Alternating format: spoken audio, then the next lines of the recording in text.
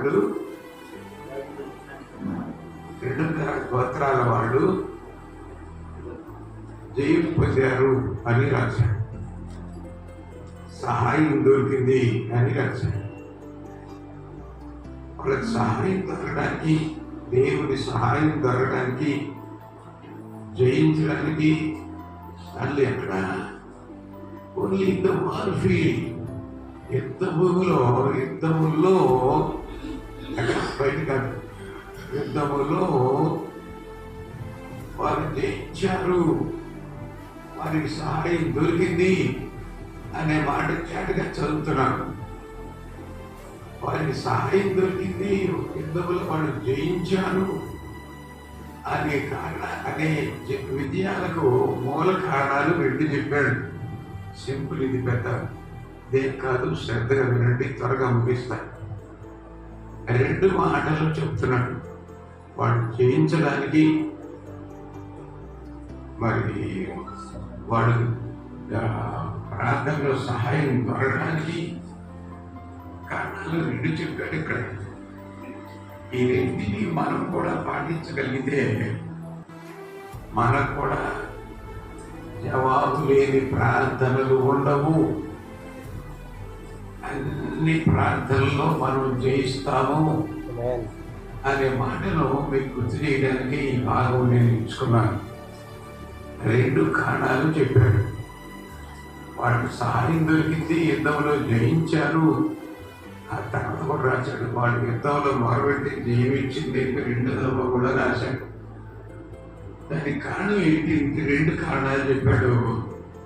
మొదటిది, వారు దేవుడికి మొరపెట్టారు అని వినండి. రెండోది, వారు దేవుణ్ణే నమ్ముకున్నారు. ఈ రెండు కారణాలు. మొదటి కారణం, వాళ్ళు దేవునికి మొరపెట్టారు. They cried unto the lord.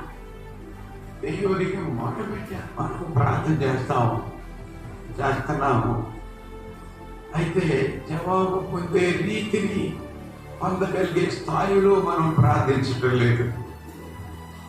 మొరపెట్టే ప్రార్థన మాత్రమే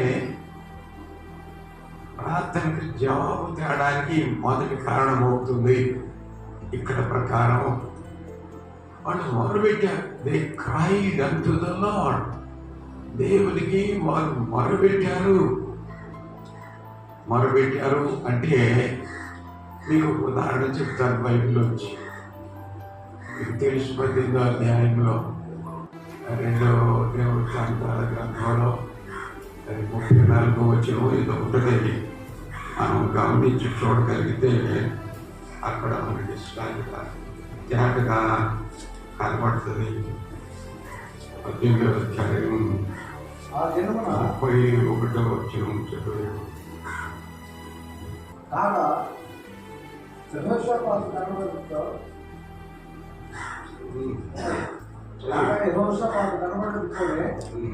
ప్రధాన పనులు అతడు ఇజ్రాయేలు రాజు అనుకుని యుద్ధము చేయటకు అతను చుట్టుకోలేదు. కానీ యెహోషాపాతు మొరపెట్టినందున యెహోవా అతనికి సహాయం చేశాను. దేవుడు అతని యొద్ద నుండి చేశాడు. చూడండి, సందర్భం మీకు తెలుసు. ఇజ్రాయేలు రాజు ఆహాబు, ఆయన భార్య యెజబెలు. యెజబెలు అంటే వ్యభిచారి అని